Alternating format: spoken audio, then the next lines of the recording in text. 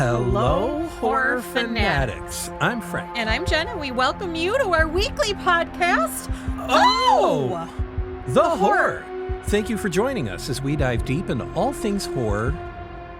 Supernatural, scary, and downright creepy. That's what the paper says. It does. It does say that. It said that the whole time. Yep. And if you like what you hear, you can rate, review, or subscribe, or follow to add us to your regular rotation of podcasts. You can also submit any ideas, comments, and suggestions to our email address at oth@seriouslydecent.com. And you can check out our website at ohthehorrorpodcast.com. You can check out our back catalog, social media presence, connect to your favorite podcast provider. All those things. Platform. Provider. Who are you? I'm Ron Burgundy today. Apparently. No, because Ron Burgundy would have read what was on the paper. Yeah. That's his thing. Now the mic was in the way there and I glitched. Yeah? It's like, oh no. I don't know what the things are. I don't know what to say when the prompter turns off. My hands. I don't know what to do with my hands.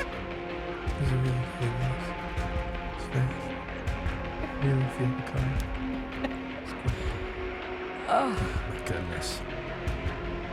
What a day today. A little bit. Rain for the last 3 days. Yeah. Yeah. Straight up rain. Yeah, and for those of you that have a dog that requires walking, yeah, you know how fun that is. Yeah. That's all right. I'll walk him when we're done with this. Okay. I took a big chance. Right now, I didn't pee before this. I didn't do tea, so we'll see how long my voice goes. Nice. We'll see how my bladder represents. And I got water here, so I'm just going to add more punishment to the cause. Yeah. I'm just tired. Yeah. No, it's amazing how good I can screw up the intro, seeing how this is our 162nd episode. Yep. You know, and it's the same script we've had since episode 1. The trailer. I think, you're right. I think the trailer, it was about the same thing. Yeah. Well, here we are. If I don't bring surprises, what good am I, you know? So, yes, it's true. Episode 162. We're doing Project Blue Book. We are. Yep. Going off the path a bit. Going back to unidentified flying objects, and could it be aliens? Could it not be aliens? This is very strongly on the path. Oh, this is on our path, but we haven't done this in a while, is what I'm getting at. No, we haven't. It was actually cool getting back into it, and it was making me reminisce of some of the other stories we had, and I was saying, we got to do more of these. So we'll do more of these. Yeah. Oh, don't worry. I got them on the list. Yeah. I have a crap ton of sources for this. There's the kind of usual, the archives catalog and like archives.gov, Air Force, NSA, FBI. And then I tried to branch off of all the government stuff because, I don't trust the government for anything that they say or do or whatever. But here we are. So, there's this kind of miscellaneous web stuff that I crawled through. I just have the National Archives. Oh, okay. No Britannica today? That's no Britannica. Okay.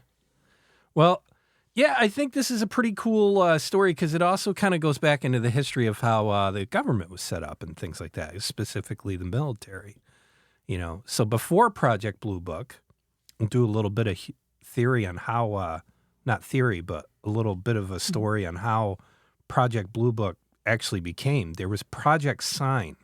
It was called, and it was prompted by a rash of UFO sightings in 1947, including what's come to be considered the first major sighting of the modern era, when pilot Kenneth Arnold spotted 9 objects flying in formation over Mount Rainier in Washington State. He calculated that they were traveling about 3 times faster than any known manned aircraft at that time. The idea of aliens visiting and flying saucers came from Arnold's description of the objects in flight. They flew erratic like a saucer if you skipped it across water, he told the East. Sorry, it was a newspaper. A little more than a week after Arnold's sighting, an Army Air Force. So at this point, like it was Army Air Force. This was kind of just weeks away from becoming its own branch of the military. So this was when the Air Force was actually part of the Army. Many people might not know that. So now you know. You can use that at your gatherings and cocktail parties, I guess, if you're so inclined. So they told the New York Times that no secret weapon could account for the sightings. Right. The military saying this. And further dismissing Arnold's encounter as unworthy of further study. But simultaneously, the Air Force announced the creation of just such a study, setting up Project Sign under the authority of Captain Robert Snyder at Wright-Patterson Air Force Base in Ohio. Hynek, at the time, a professor at the Ohio State University, was brought on as a scientific consultant. So in the spring of 1948, Hynek was teaching astronomy at Ohio State University in Columbus. And one day, three men, they weren't dressed in black, come over to see him from Wright-Patterson Air Force Base in nearby Dayton. Hynek told the computer UFO network, CUFON, C-U-F-O-N, a year before his death in 1986, he was talking about this. They started talking about, the weather and this and that. And then finally, one of them asked him what he thought about flying saucers. And he told him, he thought it was a lot of junk and nonsense and that it seemed to please them. So they got down to business and they said they needed someone of an astronomical consultation because it was their job to find out what these flying saucer stories were all about. So they're looking to get this kind of skeptic into play, and they find this through Hynek. Snyder and other members of the Air Force were divided on possible explanations for the year's waves of sightings, 853 of which were documented by newspapers across the United States and Canada after Arnold's story garnered national coverage. But the extraterrestrial hypothesis was considered from the very beginning. Of course, it's juicy. Yeah, but I mean, who else is going to man the crafts? Well, so in 1948, Project Sign reportedly submitted its, quote, estimate of the situation, unquote, to the Air Force, which endorsed the extraterrestrial hypothesis as the most likely explanation for a number of sightings, including a glowing object seen by two commercial pilots over Alabama, though its existence was confirmed by Hynek and Project Blue Book director Captain Edward J. Ruppelt. The, quote, estimate of the situation, unquote, was never been classified or declassified or released. It was considered one of the holy grails of UFOlogy. Ufology. Project Sign was followed by Project Grudge in 1949. I always like these names that they come up with them. So this went over many of the same cases as Project Sign, this time without the extraterrestrial hypothesis in play. So as with Sign, Hynek served Grudge in a largely skeptical role, which concluded in its final report that the majority of UFO sightings could be explained by what he said misinterpretation of conventional objects, hoaxers, the mentally ill, and mass hysteria or war nerves, they would call it. The only direct threat they saw to the United States was the planned release of unusual aerial objects coupled with the release of related psychological propaganda causing mass hysteria. So this is the skeptic saying this. Yeah. Project Grudge still found that 23% of the 244 sightings investigated could not be explained, but concluded there are sufficient psychological explanations for the reports of unidentified flying objects to provide plausible explanations for reports otherwise not explainable. So Project Grudge closed the book on Air Force research into UFOs for 3 years until Project Blue Book began in 1952. So I'm going to share with you the U.S. Air Force fact sheet concerning UFOs and Project Blue Book. And the following that I'm going to read is a copy of the U.S. Air Force fact sheet distributed by Wright-Patterson Air Force Base in January 1985. And they even have their address, United States Air Force Public Affairs Division, Wright-Patterson Air Force Base, Ohio, 45433. Yeah, so any complaints, send your mail Sent to to them. them. On December 17th, 1969, the Secretary of the Air Force announced the termination of Project Blue Book, the Air Force program for the investigation of UFOs. From 1947 to 1969, a total of 12,618 sightings were reported to Project Blue Book. Of these, 701 remained unidentified. The project was headquartered at Wright-Patterson Air Force Base, whose personnel no longer receive, document, or investigate UFO reports. The decision to discontinue UFO investigations was based on an evaluation of a report prepared by the University of Colorado entitled Scientific Study of Unidentified Flying Objects, a review of the University of Colorado's report by the National Academy of Sciences, Past UFO Studies, and Air Force Experience Investigating UFO Reports during the 1940s, 50s, and 60s. As a result of these investigations and studies and experience gained from investigating UFO reports since 1948, the conclusions of Project Blue Book are: 1. No UFO reported, investigated, and evaluated by the Air Force has ever given any indication of threat to our national security. 2. There has never been evidence submitted to or discovered by the Air Force that sightings categorized as unidentified represent technological developments or principles beyond the range of present-day scientific knowledge. And 3, there has been no evidence indicating that sightings categorized as unidentified are extraterrestrial vehicles. With the termination of Project Blue Book, the Air Force regulations establishing and controlling the program for investigating and analyzing UFOs was rescinded. Documentation regarding the former Blue Book investigation has been permanently transferred to the Military Reference Branch, National Archives, and Records Administration in Washington, D.C., and is available for public review and analysis.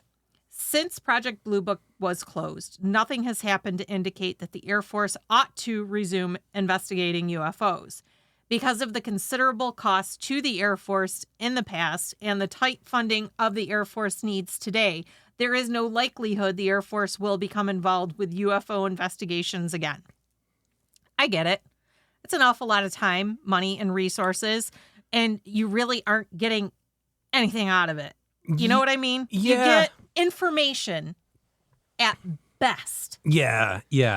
So this is where, like, with J. Allen Hynek involved in this story, it's interesting because he went from like a skeptic to a UFO believer. Yeah. And came through all this stuff. But this is the stuff that, it's so hard to trust the government with anything. Yeah. And especially now, everybody's really coming on board with that type of stuff. It's like, even the stuff that the government would tell you and say it is true, they've ruined and tarnished any kind of believability they have at all. No credibility. There's none. So even if they just came out and said what X was really about, you can't. But the thing is with UFO sites, it's much like ghost sightings or any of these other type of situations where you have the account of a person or a handful of people. I think UFOs and especially because I think, there is a line in the sand that people have to understand is, like a UFO is just an unidentified flying object. Right. That could be anything. Military intelligence from another country. Yeah. It's just something that our people in the branch of the military service or people in the industry that are of the states, let's say, because we're talking about it from a United States point of view, they're just saying this is something that is unidentified. Right. This isn't ours, and it's not something familiar like a jet airplane or anything like that. That's why I still like UFO better than unidentified aerial phenomena, because unidentified aerial phenomena could imply, ball lightning. Okay. Yeah. Whatever. What's that about? Yeah. It's actually pretty cool. No, it is, but then you've got the other side of the line where there's the extraterrestrial visitor piece. Right. and that's not UFO. And a lot of people smush that together. Yeah, no. And so when talking about stories and you hear people, and I say this with respect to people who are really engaged and really involved in the whole UFO phenomena and do great research and stuff like that. Mm-hmm. I mean, they're just talking about unidentified craft. Right. They're not really getting into the whole hypothesis or theory. No, they're not getting into it's the an minutiae. extraterrestrial They're just saying, visitor. hey, I saw They're this like, weird thing in the sky. I saw this weird thing in the sky, and maybe it is another country that's doing that, or whatever. But that's the I don't know part. Yeah. But, well, that's the unidentified part. Yeah. I think it's such a parallel to like cryptid sightings. Yeah. In much of the same vein. Because. Yeah, you have one person that'll sit there and say, look, this is not going to make me famous. People are going to think I'm weird. Yeah. So why would I even tell this story? I mean, even now with the lure of cryptids and things like that, people just don't want to talk about it. I may be so bold as to say, I think there are more experiences than have been documented specifically for that reason. Oh, for UFOs? Why? Yeah. Why come forward? Yeah. Why say you saw a cryptid? Why say you saw a UFO? Or worse, why say you saw both? Yeah. Well, but also, why would you come forward when you just, so what'd you see? Well, I saw a thing in the sky. What'd it look like? Oh, it looked like X or Y. Yeah. And that's it. Yeah. And so that's where I could see the frustration of, say, a government operation that got together. Yeah. Because, I mean, let's be honest here. The government doesn't do anything cheap. Everything's expensive. Everything's overdone and overblown with just bureaucracy and bullshit. Yeah. It's, government programs are just massive bloat programs and institutions. So even, this back in the day when people were maybe even a little more thrifty, still you got to put staff on it and they got to have this and that. It's got to have an operation budget. It's going to have all this stuff. And again, it's never cheap. You got to buy, the $20 notepads, and we got to build an office with a $500 or $5,000 TPS cover sheets, $5,000 toilet for your report. Yeah. And then, there's the hiring of people into this. How does that happen? Yeah. And as we learn later, and we'll get further with it, then it's just protecting the program. Yeah. And that takes state. But I could see early on where there'd be frustration with that. And I often tell people that talk about UFOs and stuff. It's like, go ahead and get research on UFOs. It's frustrating. Yes. Because it's just people saying, I saw this thing in the sky. Right. Now there's the rare moments, and like we've covered some of them, where you have these unbelievable encounters. Right. But more so when it's around a group of people. Mm-hmm. And so there's, I know there's some videos that are like from South America and things like that, where there's just these incredible sightings where there's a bunch of people that caught video either on their phones or something like that. And there's this weird phenomena in the sky. Still, it's not that kind of big ship thing that's so Hollywood and all that. And that seems to be the more personal sightings. And not to say that never happens either. Mm-hmm. Who am I to say somebody didn't see something? Right. We weren't there. No. There are a number of universities and professional scientific organizations, such as the American Association for the Advancement of Science, which have considered UFO phenomena during periodic meetings and seminars. In addition, a list of private organizations interested in aerial phenomena may be found in Gale's Encyclopedia of Associations, Edition 8, Volume 1, pages 432 to 433. They got a page. Page and a half. Page and a half. Yeah. Such timely review of the situation by private groups ensures that sound evidence will not be overlooked by the scientific community. Debatable. A person calling the base to report a UFO is advised to contact a private or professional organization, as mentioned above, or to contact a local law enforcement agency if the caller feels his or the public's safety is endangered. Periodically, it is erroneously stated that the remains of extraterrestrial visitors are or have been stored at Wright-Patterson Air Force Base. There are not now, nor ever have been, any extraterrestrial visitors or equipment on Wright-Patterson Air Force Base. And I'm going to hard stop because the sightings in New Mexico, Area 51. Roswell. Yeah. It is stated that the remains and the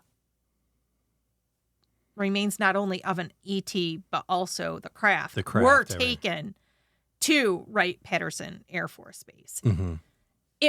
I think we're going to have to do Roswell at some point. Oh, definitely. I have heard some fascinating things. Oh, some incredible things. Yeah. Yeah. But they're saying definitively in this whole thing that never took place. Well, why would they agree to that? Why would they if it did happen? You know, I mean, there's just what a rat's fucking nest that would start up. And so this statement is essentially the government saying, we got rid of this bloated project because we got nothing out of it. And we need that money to put toward other more important things. Well, and also, they're not going to say they found anything of substance or anything substantive because then they'd have to keep it going. I think people also have to understand from a military perspective, like there's non-military people that just don't understand that the military's number one focus on investigating things like this is it a threat to the country? Yeah. Full stop. Yeah. Period. The end. And so even if they did find a spacecraft with aliens on it, if it's just a saucer and they didn't see any kind of weapon system or anything like that, the military would, from a macro level, a high level, say, this isn't important. Right. Because there's threats every single day, every single hour. That are active. And that are active threats and are legit threats, you know. And this, I think, is a good taste of what we're learning right now in April of 2024, where the temperature has ratcheted straight up between Russia, China, Iran, the whole Israel conflict. Oh, we're a boiling pot. We're just... Well, yeah, but this is what people don't understand is that this was always going on the whole time. I was trying to explain this to somebody. They were like, I can't believe all this, and it just happened out of nowhere. And it's like, no, it didn't. It didn't happen out of nowhere. It ratcheted up big time once we dropped the atomic bombs. That's when the reportings of UFOs... Oh, no, I'm not just talking about UFOs. Went like big time. And if you want to... And if you want to go with they are manned by ETs... Yeah. It would make sense that they would be like, whoa, whoa, whoa, whoa, whoa. The hairless monkeys are doing shit. Let's go check on them. Because, you know, they can't be left to their own devices type of deal. I don't know. You know, I mean, it's just such a hot topic. But what I'm getting at is from a military perspective, there's threats all the time. Right. Constantly. Right. And with the state of affairs today, you know, there's people talking about, gosh, it's just never been this bad. And it's like, no, it's always been this bad. Yeah. The problem is there's not leadership that's handling this. And that's the missing part of it. Yes. There's no peacetime and all that stuff. I have a friend that I went to high school with. I played on the tennis team with. And he was I've told you about him, you know, where he was in special forces and all that stuff. And I remember talking to him. I bumped into him in a bar. And it was, you know, about 6 years into his service or whatever. And it was a relatively peaceful time. 9/11 didn't happen yet. Yeah. And it was just relatively peaceful. And I was like, man, I'm like, you know, ignoramus me in my 20s. I'm like, dude, it's got to be nice that it's peaceful around here. And he just looked at me and goes, dude, it's never peaceful. No. He's like, there is war. He goes, right now, while we're having a beer, he goes, I guarantee there are 10 to 20 engagements right now that are happening. Yeah. Live fire. Yep. Stuff going on. Yep. You know, and I was like, really? And then he sat down and he was explaining to me how like his group, his unit was actually going down to like South America and dealing with all the drug cartels and all that stuff. He's like, that stuff's happening all the freaking time. Okay, you know, so speaking of that, yeah, I was listening to the Joe Rogan podcast and he had on a guy from Great Britain who had just written a book, and the guy was on there promoting his book. And Joe is going off about the innocent women and children, especially, that are dying in Palestine because of the bombing. And the guy repeated, it had to have, I stopped counting because he kept saying, you have to understand. He goes, horrible things happen in war. Oh, it's war. He goes, should there be a better way to handle this? He goes, Definitely. absolutely. He goes, but Hamas they have dictated the way the war should be fought. He goes, they purposely are implanting themselves in areas where there are... No, they're in hospitals. They're in underground areas. They do it purposefully. Yeah, no. And he's like... It's war. And Joe's like, yeah, but I mean, you have to admit that, okay, yes, it was horrible. 27 people died. He's like, but tens of thousands are dying.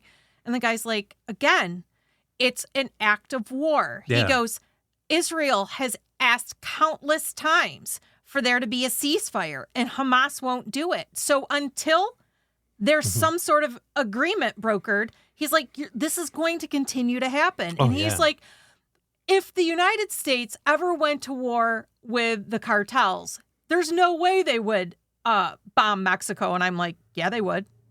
Yeah, they would. Yeah. No, that's war. That's how you you wage war. Yeah, no, and that's the problem. Like if the government were to go to war with the cartels, say there was just like, you know what, we're not fucking putting up with it anymore. Yes. It's not going to be like, there's this old time style of how war should be, which I think is crazy. Like it's the colonialism days where they all lined up out in the field and went at it, you know, and like the Alexander the Great days and stuff like that. And it's more ever since like Vietnam changed all of that. Yeah. You know, and I only have to go as far as to put my dad on the show and talk about what Vietnam was like. And everybody bitches about it today. It's like, this is why Vietnam was so bad. And everybody in the United States was like, oh, those freaking baby killers. And they're shaming them when they came home. And it's like, look, they were just trying to stay alive. They were in war. Yes. You know, and you had these people that were going in of the Viet Cong that were going in and just bombing bars. And they were using kids to put the bombs in there. Yeah. You know, this is war. Yes. People don't, and the problem is when you're shielded away from that for so long and then it happens. Same thing happened when they did the theater in Iraq there. Right. You know, and everybody was talking, you know, and I'm not saying was the war in Iraq supposed to happen or not, but the fact is it happened. Right. And it's like, and I remember on the news, they were talking about, well, the U.S. just bombed this hospital. And, you know, and the military's like, well, that wasn't a hospital. Yeah. You know, it might have been a hospital for looks, but it was a military base or it was an operations center or something like that. And you just got to look at it from a perspective. If you were going against somebody who you're outmatched by. Right. And that's really the way it goes. You know, even like the Revolutionary War here in the States, that was the breakup difference because at that time, it was the very formal, let's go out in the field, do the rows, all that stuff. And then we brought on guerrilla warfare, basically by fighting in the swamps and the woods and doing ambushes. And the British weren't ready for that. And they couldn't pivot off of that. They didn't know how to handle that. And that's a large component, along with help with France and Spain and things like that, because they had a vested interest of Britain being less powerful. Right, yes. You know, and they felt they would have a stake in this new country, you know, so there's those layers to it. But yeah, it's a very difficult thing. And so like when you have these projects, just to kind of circle back on the topic that we're at hand, is when you get the military involved in these things, that's what they're looking for. Exactly. Is this a threat to the country? Yes or no? Because there is a list of a ton of threats. Actual threats. That are a problem. Real and current threats. Yeah. And that's why I really think the UFO thing as far as aliens isn't a big deal.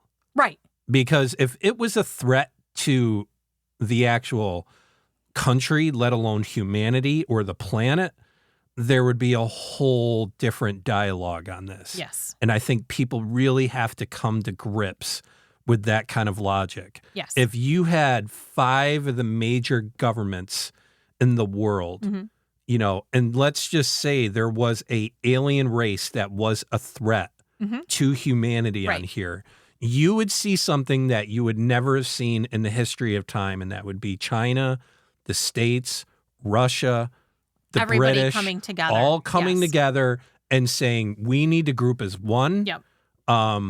We need to be unified against and this. Training. Yep. So that would distill all the way down to like schools to train people to be better warriors, better fighters, better providers, and you don't have any of this. No. You don't have any of it at all. And to me, that's the kind of sign, in my opinion, that if there was a threat there, the world stage, so to speak, and its encompassing whole would be a bit different about it. I don't think they'd be 100%. caring about the environment.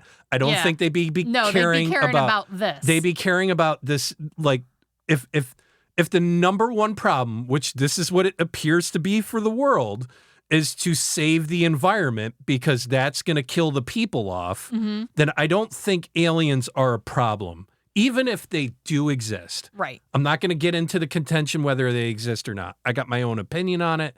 It doesn't matter. But if it really was that, and even if it was just a question mark and they didn't know, they would still err on the side of caution of, we've got to be prepared if these people are a threat. A, they got here. Right. We can't get to them, or we don't even know where they are, or we can't even communicate with them. We should at least, at a minimum, be able to protect ourselves. Well, as I have posted in the Facebook group countless times, we sent them nudes and the coordinates to Earth. Yeah. So, I mean, we did actually send them unsolicited dick pics and our address. Like, hey. Yeah. No, and then you want to see some hairless monkeys? And then you have the whole, group of people, that are in line with the conspiracy that they're already here. Oh, yeah. And that they're already in places in government. They're already in power, The weird ones in power that do the weird things and are not human-like, they're this alien. Did you see he blinked like 3 times? Alien system. Yeah. And, the tough part is AI is only going to make this worse. All of it is going to make it worse, because you can't trust any kind of video or anything. I just saw something that I'm going to check out.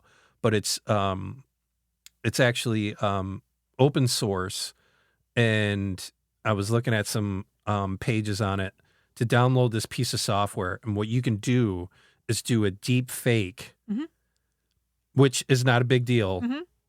Anybody can do that, but you can do a deep fake while streaming. Yeah. So like I could do a live stream and either have a deep fake of me and like amorphosis of, say, someone, or I could just do the full them, and it would take my voice out, put their voice in, and look exactly like them on a stream. Yeah. And this is open source. It's available to anybody. Yeah. And that to me is like the number one threat. Yeah.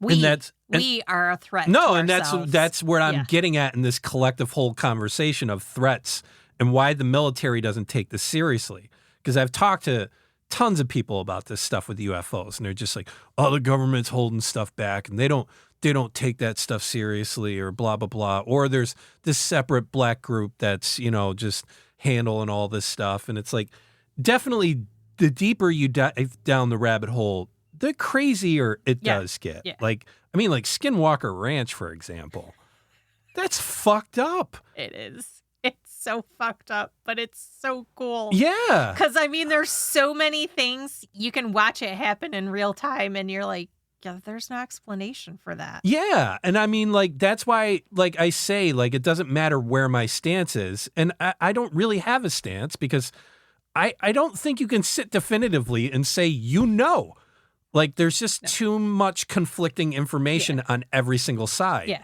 And then once you get yourself in a spot where you're like, I think it's just not really a whole lot to worry about. Something comes out and you're like, oh, shit. Yeah, I think it's other countries that are throwing fakes, like in F1, I heard recent news of Red Bull, I was telling you about this. They put fake AirPods on the car. and they serve no purpose No. whatsoever, but they're there just to fuck with the other teams. Right. And they'll look and they'll be like, "What?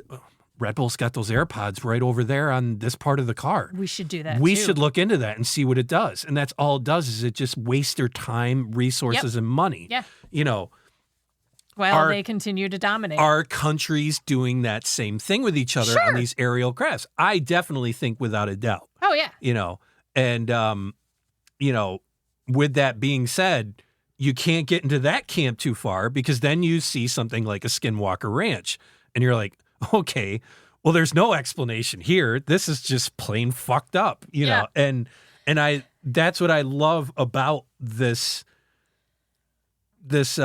material with UFOs and definitely extraterrestrial beings, because just when you think you got it locked down, then there's, you know, the abduction stories that we talked about. You know, those are some actual, like, you got to sit and pause and be like, okay, hold on a second. Yeah. You know, and there's the implants Yep. and stuff like that. Where the fuck does that come from? Yeah. You know, and it's pretty interesting. And like Hynek is a great example of this, where, you know, I mean, you've got J. Allen Hynek, who enters this whole thing as a skeptic, you know, and, you know, as you mentioned, in 1952, they investigated 12,618 sightings. And these dated back to the origin of Project Sign that I was talking about in 1947. And 701 of those remained unidentified to the Air Force. Yep. And like Sign and Grudge and Blue Book, they were headquartered at Wright-Patterson Air Force Base.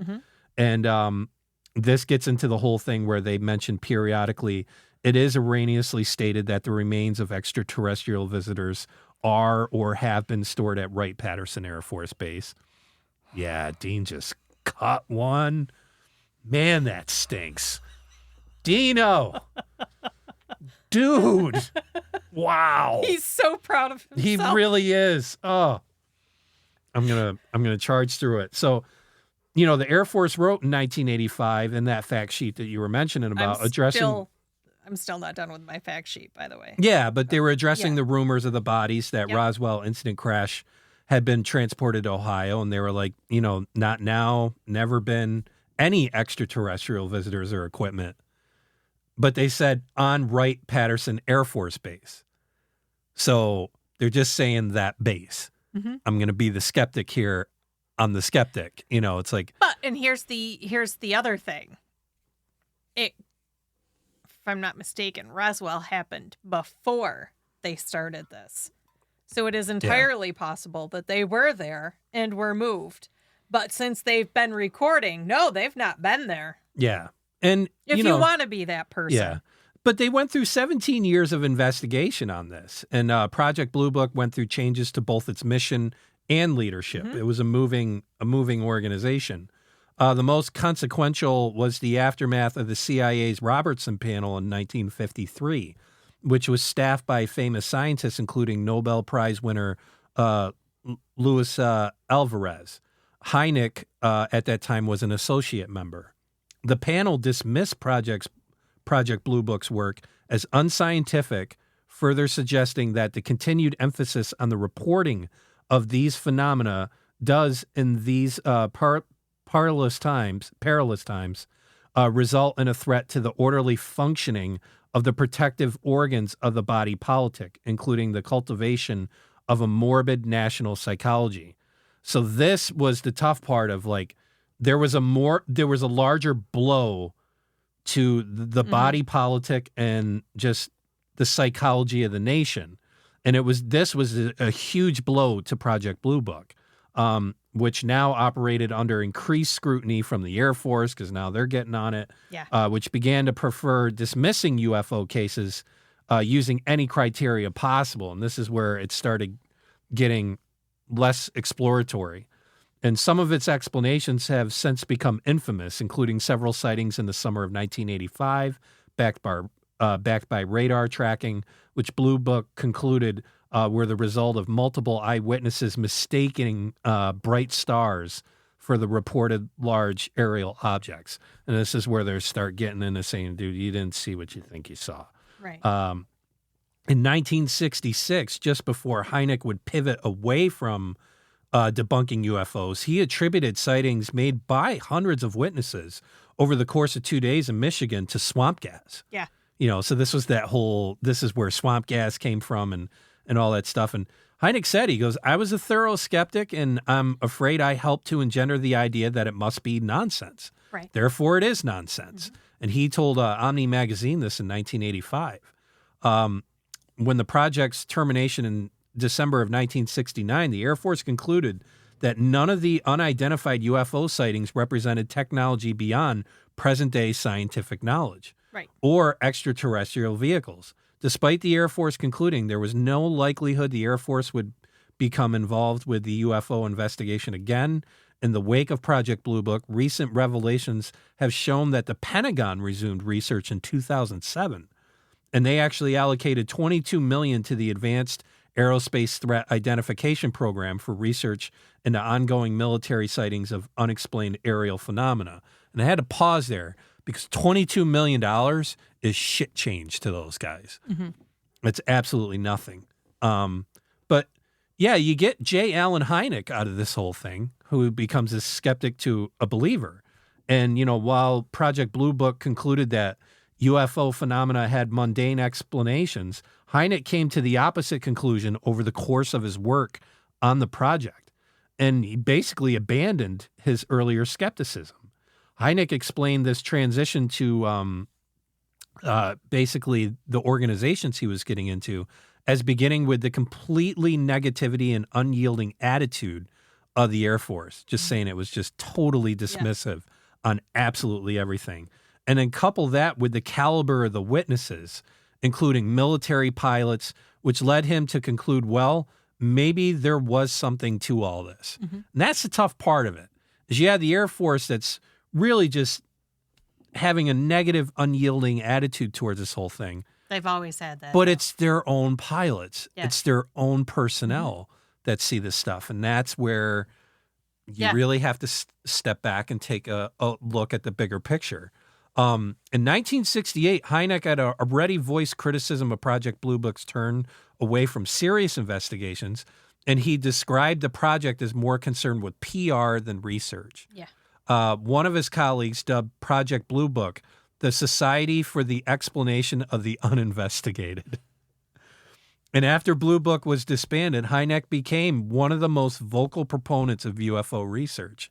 And I think it's just really telling that someone started into this as a skeptic, came out, and then all of a sudden he becomes one of the leading proponents of the research. So much as to say that in 1972, Hynek published the UFO Experience, a scientific inquiry which became famous for his classification system of sightings. And this classification system was, number 1, nocturnal lights, 2, daylight discs, 3, radar visual, and then this is where the common ones that people hear, close encounters of the first kind, which is a sighting of a UFO less than 500 feet away. Mm-hmm. Close encounters of the second kind, which is a UFO that has a physical effect, such as scorching the ground or burning witnesses. So there's this tangible physical thing. Yeah. Close encounters of the third kind, which is UFO encounters with an animated creature present. He also laid out his criteria for what constitutes a worthwhile UFO report. And this would be a statement by a person or persons judged responsible and psychologically normal by common accepted standard, describing a personal, visual, or instrumentally aided perception of an object or light in the sky or on the ground and or its assumed physical effects that does not specify any known physical event, object, or process, or any psychological event or process. So, you got to think about it. Before this, they didn't have any of these kind of criteria. And he becomes this godfather that just, begins this, if we're going to do this, we're going to have this criteria here, and he's setting standards. Later in his life, Hynek worked to expand the conceptual space around UFOs, becoming an early proponent of extra-dimensional intelligence, which is known as EDI, explanations for UFO phenomena alongside a ufologist, Jacques Vallée, with whom he co-authored the 1975's The Edge of Reality, a progress report on unidentified flying objects. Hynek came to believe that the UFO phenomena was likely to be explained by, quote, nuts and bolts spacecraft, instead hypothesizing what he called M&M, which is material mental technologies.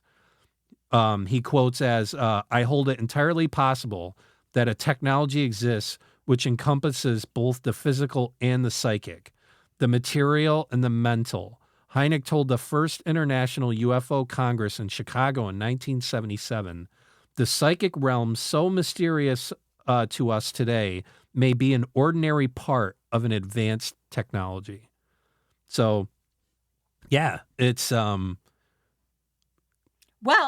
the United States Air Force retired the custody to the National Archives all of its records on Project Blue Book relating to the investigations of the unidentified flying objects.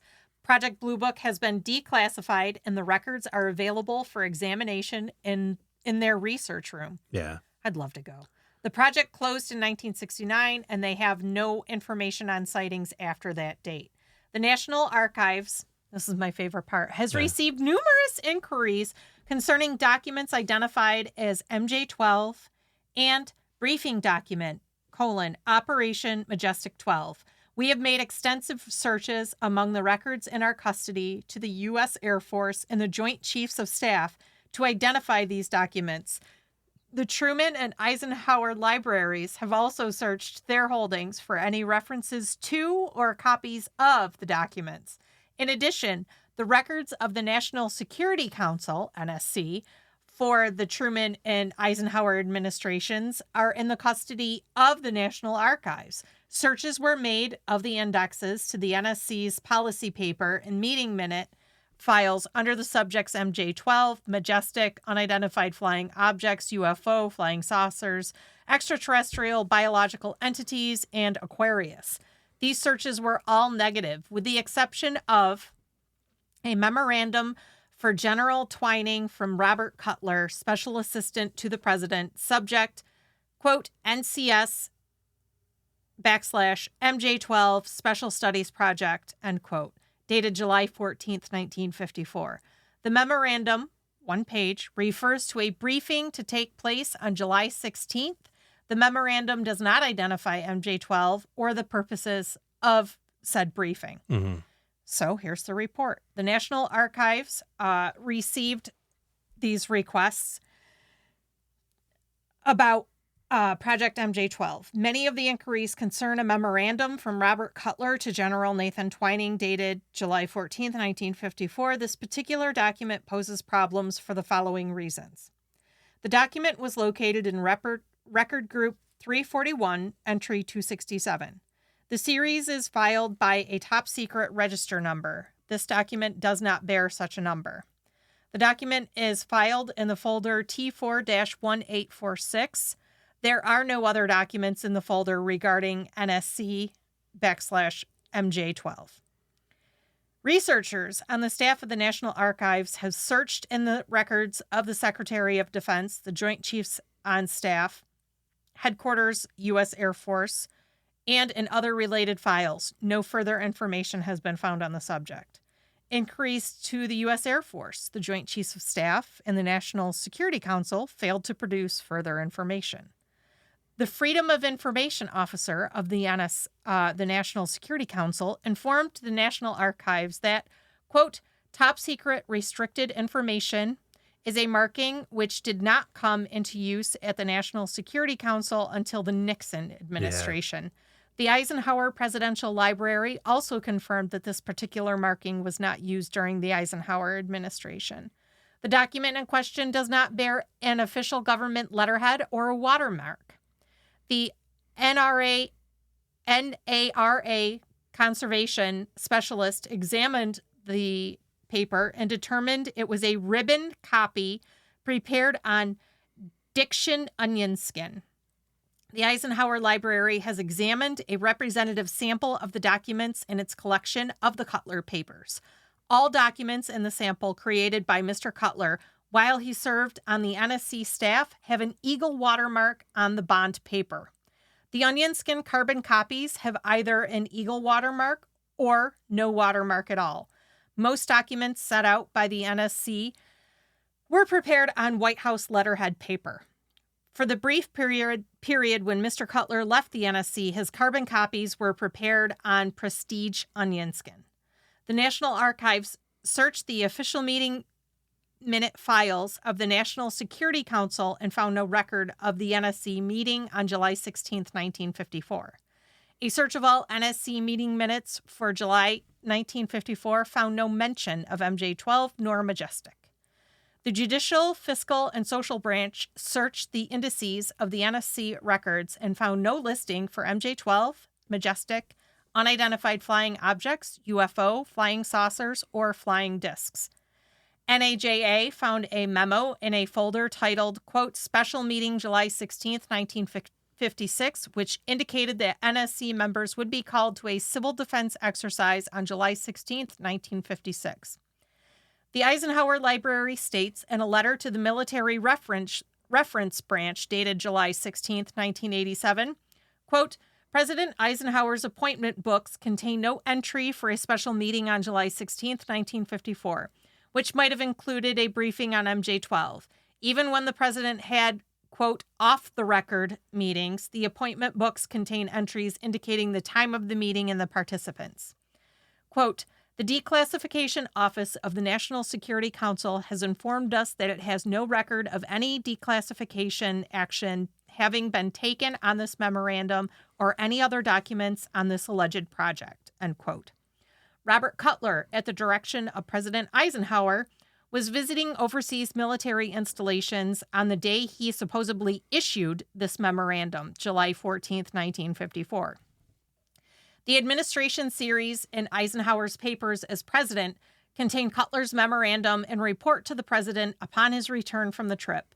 The memorandum is dated July 20th, 1954, and refers to Cutler's visits to installations in Europe and North Africa between July 3rd and 15th. Also with the NSC staff papers is a memorandum dated July 3rd, 1954, from Cutler's to his two subordinates, James S. L.A. and J. Patrick Cohn, explaining how they should handle NSC administrative matters during his absence. One would assume that if the memorandum to Twining were genuine, Lay or Cohn would have signed it. When certifying a document under the seal of the National Archives, we attest that the reproduction is a true copy of a document in our custody. We do not authenticate documents or the information contained in a document. The Roswell Incident. The National Archives has been unable to locate any documentation among the Project Blue Book records which discuss the 1947 incident in Roswell, New Mexico. On September 8, 1994, the Secretary of the Air Force, Sheila A. Widnall, announced that the United States Air Force had completed its study to locate records that relate to the alleged 1947 UFO incident near Roswell, New Mexico. Pro-UFO researchers claim that an extraterrestrial spacecraft and its alien occupants were recovered near Roswell in July of 1947, and that this fact was kept from the public.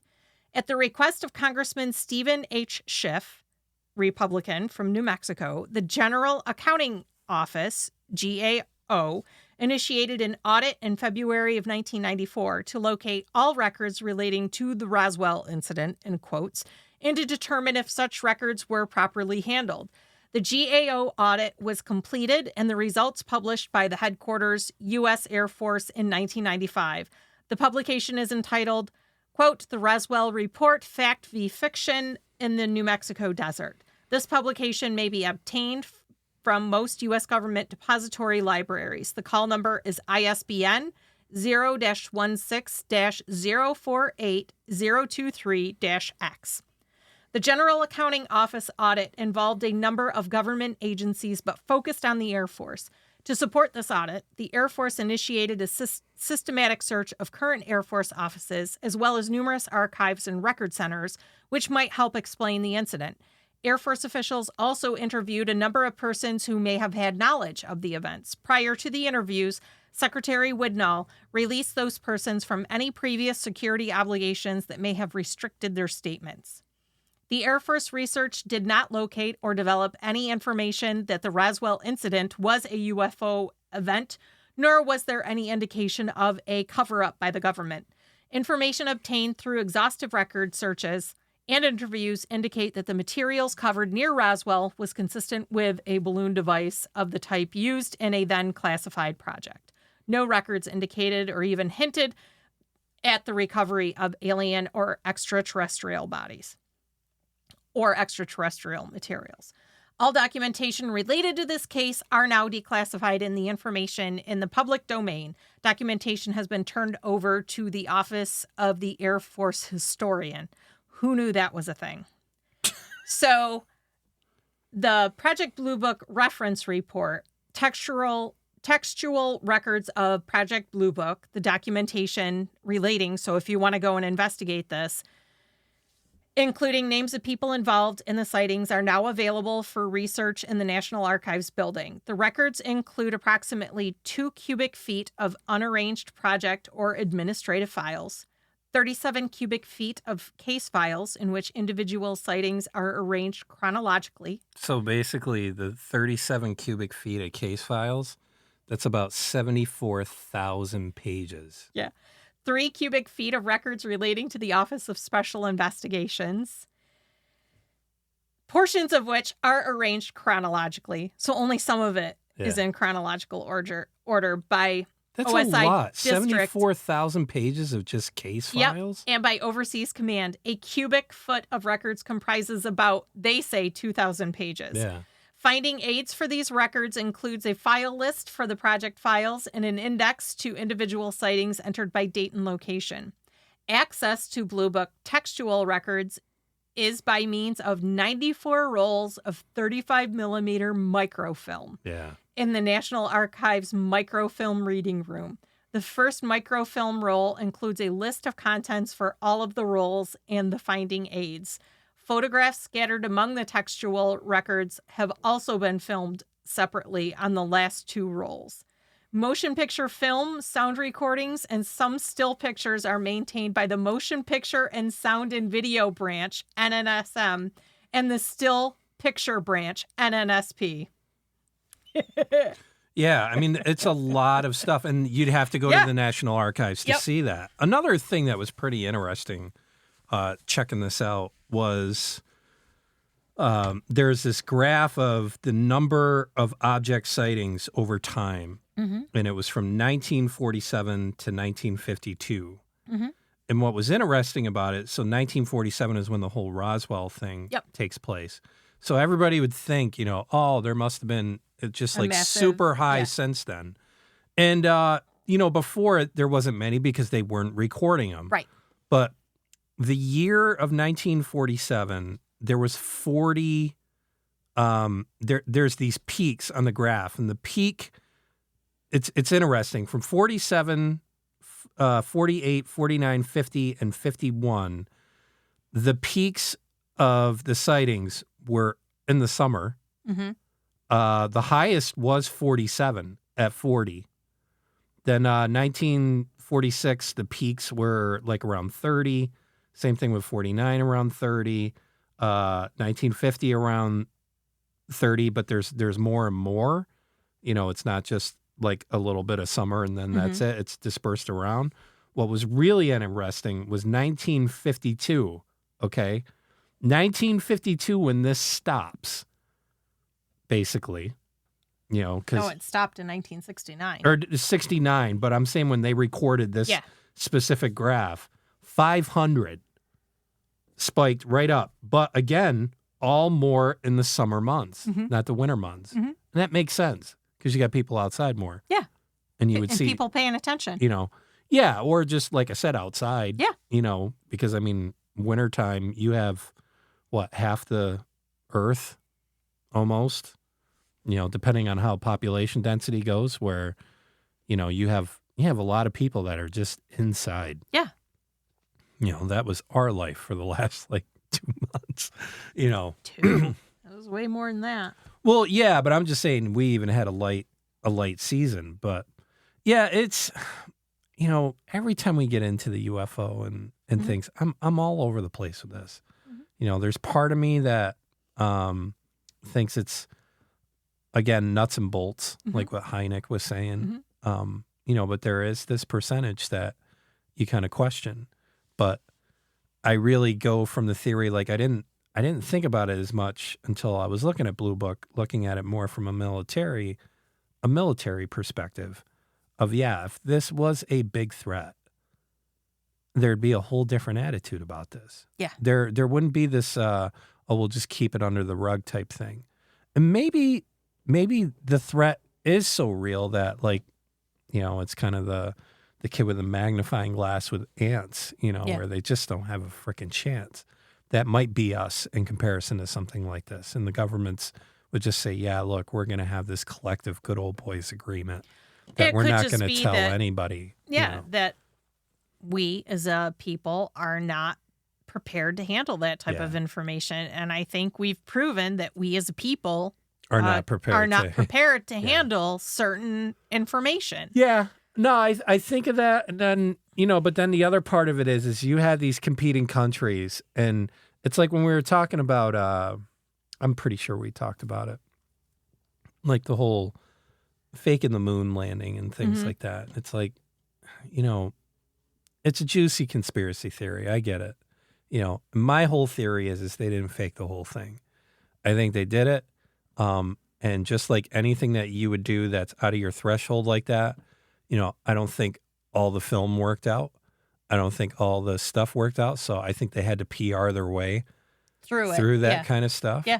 And I've talked to some people and they're like, well, that's a lot of faith and blah, blah, blah with something with that. And I'm like, no, actually, I think if our competing nations found out that we faked our way through it and they have evidence of that, because trust me, all these governments have dirt on the other countries and on each other. Yeah. And if that had not happened, the Soviets would have been screaming. Oh, and China, Korea, more the Soviets, because we were in direct competition with them. They would have all teamed up against us, And I think the fact that they just kind of laid down their hands and were like, damn, that was good. Yeah. I think people have to understand that weren't from that era. And I'm not from that era, but I'm directly in connection with people that are from that era and grew up and heard those stories. That changed the whole tone. It did. Of advancement of the country, advancement of competition with other countries. That just put us on a whole different playing field. And it set the tone with other countries on how we can perform and what we can do and what we can accomplish.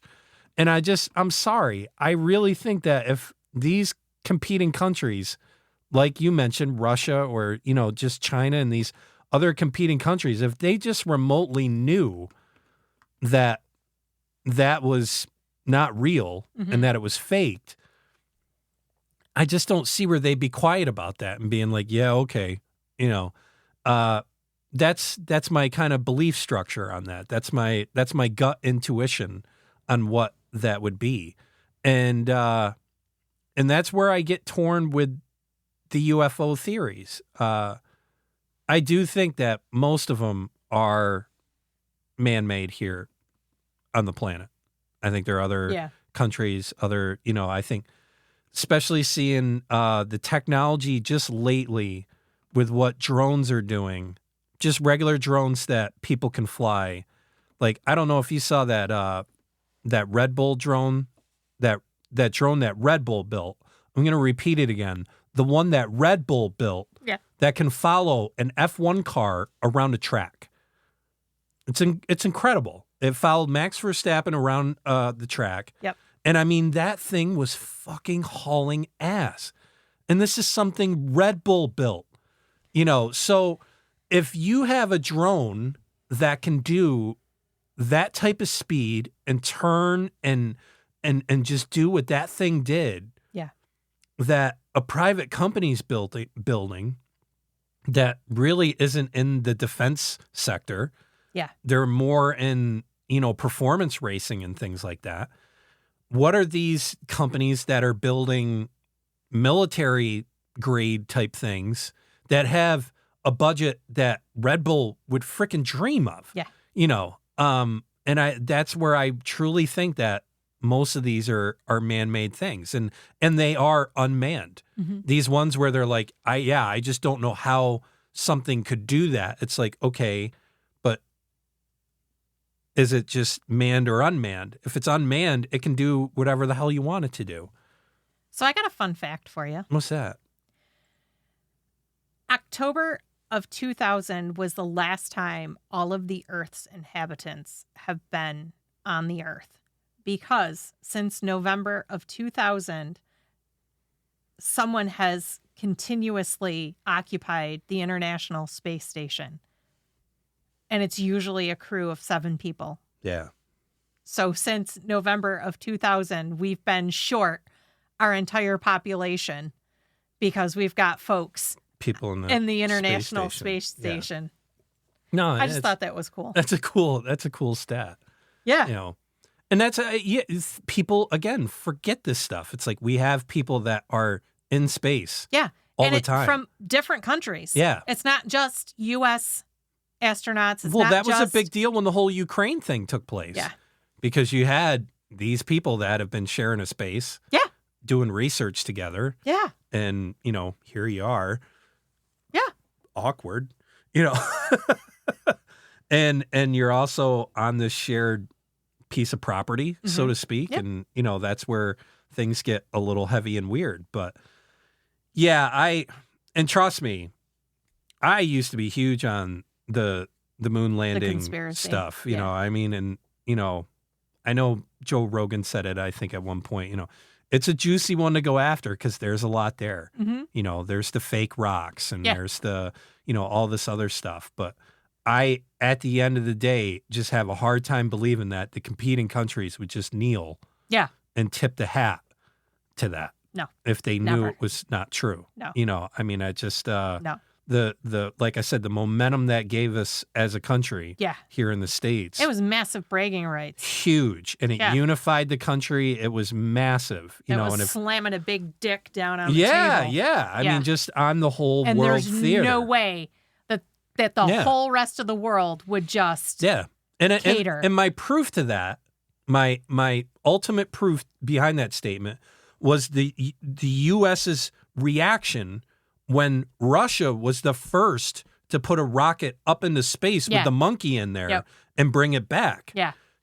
And they were like, look, these guys, they're sending monkeys up there. Why can't we just send a rocket up there? Yeah. And that's the big thing, and I was talking to somebody and they were talking about, well, how come they can't do it now with all the technology and all that other stuff? And I read from somewhere, and this, again, I believe through my life experiences, is the government's just too freaking bloated now. Yeah. When NASA was going to the moon and they were putting rockets up, it was literally a room full of people. Yes. There was no bureaucracy. There was no group you had to go and have meetings with and all that stuff. Have to go through. They made quick decisions right there on the floor, and there was no red tape. There was no nothing. It was just basically the government say, by any means possible, get the fuck up there. Yep. And now it's different. It's a company. It's got a budget. It's got, funding, and it's trying to be run like a business through the government, which sucks. Yeah. Because it's, again, all right, if we're going to make this change, I got to run it through these 4 committees, and so that's where people, if they do take shortcuts, it's of low risk or high risk, and high risk shortcuts, and that's where you get an O-ring that blows a space shuttle up, and that all of us Gen Xers got to watch happen in real time. That was cool. No, and I think it's a great sign to show how just terrible government does things like this. I remember coming home because they sent us home because we were. I remember we didn't get sent home. We watched every single launch. Yeah. And that day they were like, let's send them home. So they sent us home. And I remember walking in and my grandmother's like, what are you doing here? And I was like, the space shuttle exploded. And, she was cooking and she's like, what are you talking about? Yeah. And I was like, if you turn on the TV, it's all over the place. And she turned on the TV and she just turned and she looked at me and she's like, Like, how did you know? And I was like, we were watching it. My grandmother's just like shaking her head. I remember they wheeled the TV out like they always did. Yep. And we watched it and it blew up. And the teacher was just like, okay. And they're like, what happened there? And he's like, well, clearly they didn't make it. I mean, and then, there was a bit of reflection. Yep. And then we continued with the math lesson for the day. Yep. And I remember, and like I think that's a big problem why today is today. Yeah. It's just move on. Kids can handle it. Stop treating them like just little fragile eggs that can break at any time. Because if you treat them like that, that's exactly what they're going to be. But I think, again, with the government running NASA, it just showed how terrible the government is at anything running something, running something that needs to be productive like that. Yeah. And I think there's no better proof than right now, you can see it with Jeff Bezos doing his space program. You've got Branson with his space program, and you've got Musk with SpaceX and his program. 3 totally different missions. Yep. 3 totally different things. Musk is working more collaboratively with NASA. Yep. But you have Branson who's doing kind of the tourism thing with space where you can, pay him whatever the hell the ticket costs to go up in there and you can go around. And Bezos is doing the same thing as well. And it's interesting to see what their own things are. Like it's Branson's doing the tourism thing. Bezos is saying he wants to do the Star Trek thing. Yeah. Like just build a craft that people can live on, sustain life on the craft, and travel through space. Yeah. That's his vision. Musk is the land somewhere, come back. Yep. And him doing the reusable rocket. Yep. And this rocket that can land on its own. And it's like to see what these guys have done in the last 10 years has eclipsed what NASA could do in multiple decades. Yeah. And these guys have done it literally in like 10, 15 years. Yep. In 3 separate ways. Yeah. And that's a great example where I show you really want to show how useless government can be and just toss money into nowhere. That's a good example of it because I just look growing up. I mean, you had Apollo and then Apollo morphed into the space shuttle as we knew it forever, like Discovery and Challenge and, that airplane-esque looking thing sitting on the big bottle rocket going up in the air. And now you've got these other people. And granted, technology's changed and all that, but NASA was supposed to be on the bleeding edge of all that. Yep. They were supposed to do all that stuff. And so when you just start seeing what's available now, and for people to say that, again, that's alien technology they're using. Maybe it is, maybe it isn't. But I'd like to give people a little more credit where you can, where they're doing great things. I say that from time to time with the pyramids. Yeah. It's like, I don't know if I want to say aliens did that. Maybe they were really smart people then. They weren't savages. They had this crazy community, this crazy civilization. I mean, I don't know, man. I wasn't there. No, I wasn't there either. But to say that wasn't possible because you just can't explain it, I don't know. I mean, it just, I don't think, people should get more credit for doing incredible things. Yeah, but the guy with the curly, sticky up hair going, aliens. Yeah. You gotta admit. Oh, it's attractive. Hey, buddy. It really is attractive. I get it. But yeah, definitely we're going to do some more UFO stuff. It's, we sure are. It's an incredible topic. And definitely the way crafts have advanced in the last 20 years, it's been really incredible. I mean, just the different jets and the stuff that the military is doing and all this like anti-radar stuff. It really does beg the question, where are you figuring this stuff out? How are you getting this stuff? With that, do we have anything else to add? I don't think so. No? Okay. The next episode, it's going to be something. It's going to be something. We're going to dip into hot water here. We are. This is a topic that I'm very passionate about. Read a lot of books about. The most recent book that I read months ago was when I remember looking at you and like, we're doing this next year. And this is when my mom was starting to get sick. I actually wanted to do it last year, but with mom sick and ultimately passing away, it just didn't fit I didn't in. have the bandwidth to put it together. But this one, yeah, I've been waiting for this one for a while because this is something that really gets stuck in my craw. Environmental alarmism. No, environmentalism is what we're doing. Well, environmentalism, but it's more the environmental alarmism of the tragedy that is moving forward. Yes. You know, and that's, you know, because in environmentalism, I don't really have a problem with. I don't have a problem with people saying we need to take better care of the earth. I don't have that problem. It's the alarmism that really gets me, where you're going to die in 10 years. And there's people that are sitting alive today that think they're going to die in 10 years. Yeah. And this has been the repetitive thing over and over and over again since Earth Day started. You That's know, why and even this is being released. and on even Earth Day. before then. So yeah, that's where timing worked out, and we're doing this on Earth Day. So, or it'll be released on Earth Day. So Bless you. yeah, we're looking forward to do that. Definitely a lot of information that we're going to have to plow through on that because it is a deep topic. But yeah, with that being said, rule number 1, No Ouija boards. number 2, No dolls. number 3, No capes. no, number 4. No blood rituals. Yeah, stay away from that. Yeah, that's not cool. Yeah, and for those of you that didn't do any kind of blood rituals on the eclipse, thanks for listening to the roll. Yeah. Yeah. Hey, and if you want to see a movie with a blood ritual, check out Damsel on Netflix. Yeah, that was the one you watched last night. Yep. Yeah. Rule number 5. No cults, satanic or otherwise. It's not a good idea. Number 6. No apathy. You need to enact to help enact a positive change in this world. Huh, buddy? Yep. Be nice to people. Yep. And you don't have to film yourself doing it. Just You don't do have it. to just do it. Just Do it in Nike. secret. Just Nike that. Swoosh it. Be a ninja helper. Just do it. A helper ninja. Just do it. Next rule. Oh. Don't engage with black entities.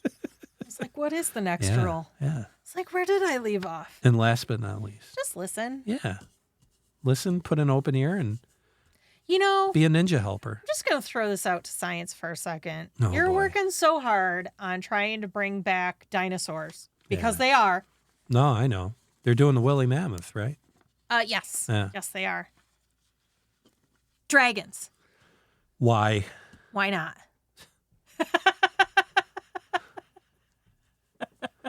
All right. First, they have to find an actual dragon. Nah, I know man. people don't want to.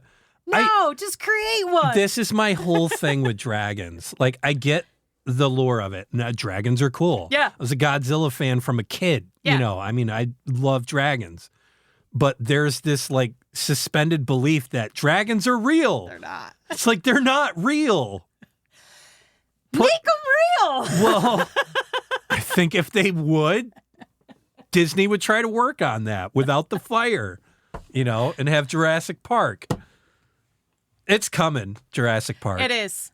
It is. You know, I mean, whether so AI is Terminator. whether AI destroys us before that happens, but it's coming. Yeah, it is. After seeing AI and you know things AI does now, and that's an episode I've been thinking of doing because I've been working with AI a lot to get my career further.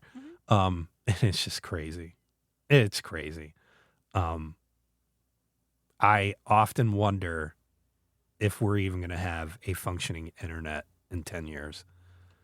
And I say 10 years like kindly. Yeah. Like I think it'll be less. Yeah. I just it's moving so fast, way faster than the internet took off. Yep. You know, the speed that AI is taking off on is people can't keep up with it. And I think that's going to be the big problem. And the malicious actors, what people are doing, I'll say this as a cybersecurity guy that's concerned for younger people. And I've said it over and over again, and I'm going to say it more and more. Stop putting your kids' pictures on the internet. Yeah. Stop putting the videos on the internet. Yeah. And the reason I say this, and please take this seriously, what people are doing now is they're scraping pictures all over, and they're going to use your kids' pictures for something else, Yeah. quote unquote. Yes. I hope you can put together what something else is. Mm-hmm. They've got AI now where it can make anyone nude. Anyone. And it can do whatever you want. So your daughter, who you're taking pictures of because you're so proud of, which I understand you're proud of, but another point is, I don't care. Only you care how well your daughter's doing in your little circle of friends. No, I'm just saying the risk reward of this. Yes. The risk of you putting this just to be proud and proud of your kid, what's going to happen when your kid's pictures are on a video that's compromising of a porn situation. Yeah. And then that's spread all over the school. And it looks like her. It talks like her. It's everything embodied about her. The mannerisms, everything. The more you put out on the internet, the more they have to do this. Right. And if you're shaking your head like that's never going to happen, you're crazy. Yeah. You are absolutely crazy because they're doing it now. Who they're doing it to is the Instagram models. Yeah. And these Instagram models are devastated, which I think you're crazy because you just put 5 years worth of selfies every single day in videos. And then this AI thing comes up and that's all I got to do is jack it into your Instagram account. And now I can make you into whatever I want to do. Right. And there's no end to this. The actors are freaking out on this because like you don't need actors anymore. Nope. What's going to happen when a movie studio says, you know what, let's just create 200 AI people and we'll make a movie from AI characters? They'll get someone like James Cameron, who's a whiz at special effects and all that stuff. And then all of a sudden, you don't need actors anymore. Nope. Same thing. I have to laugh that artists who are pushing this the most are the ones who are getting hit with this first. And it could literally wipe their careers right off the map. Oh, well. Why do I need an artist anymore when I can just tell the AI what kind of art I'm looking for and it can create it? Same thing with music. What if it gets that smart where I just say, look, I'd like to have the vocals of Robert Plant. I'd like to have the bass of Les Claypool. I'd like to have the drums of Neil Peart, and a keyboard player like Steve Winwood. And can I get 8 songs that are of this theme? Right. And it could just create those songs. And it's all my favorite stuff. It sounds like all my favorite type of musicians. Why do I need a musician anymore? Especially if it cranks it out just in the snap of a finger. But you got these Instagram models now, and their career that they built for themselves, quote unquote, is going to ruin now because they're not projected in the light that they wanted to see. Aw, that's so sad. Well, and that's what I'm getting at is like, if they're going after the Instagram models. Oh, yeah. The seedy underworld that's after your kid. Yeah. Because you think people pay for OnlyFans. Yeah. You should see the money that people pay for child frickin' porn. It eclipses OnlyFans by, a lot. It's insane. And to do this, so now the argument is this. If they create this representation of your kid, they could say, that's not your kid. That's this representation of it. And it's going to get murky. So I'm telling parents, I tell all of them, stop putting your kids' pictures, videos, all this stuff on internet. I would rip the social media right out of their hands. Because trust me, it's not going to end well for you. Nope. So next week, environmental alarmism. We'll figure out where we land on that next week for a title. But for now, have an amazing day, a wonderful week. Make good choices. Take care.